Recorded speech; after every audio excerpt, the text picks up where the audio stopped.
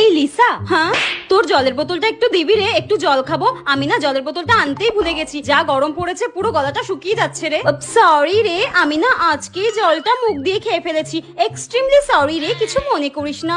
ঠিক আছে, লাগবে না রে, তুই খা, ঢঙি একটা।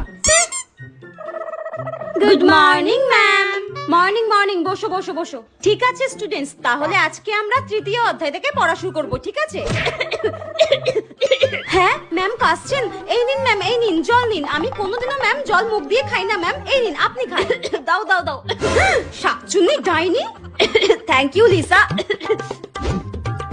এই কিরে লিসা, তুই যে বললি তুই নাকি জল মুখ দিয়ে খেয়েছিস, তাহলে ম্যামকে দিলি কি করে? হ্যাঁ এই চুপ কর তো, তোকে জল দিয়ে আমার কি হবে? হ্যাঁ তোকে জল দিয়ে আমার কোনো লাভ আছে নাকি? ম্যামকে জল দিলে তো ম্যাম আমার পরীক্ষার খাতায় বেশি বেশি করে নম্বর দেবে, আর আমি কোনোদিন জল মুখ দিয়ে খাই না, তুই সেটা জানিস না। যত সব। দাঁড়া, ছুটির সময় এমন ধাক্কা দেবো তো মজাটা তখন বুঝবি।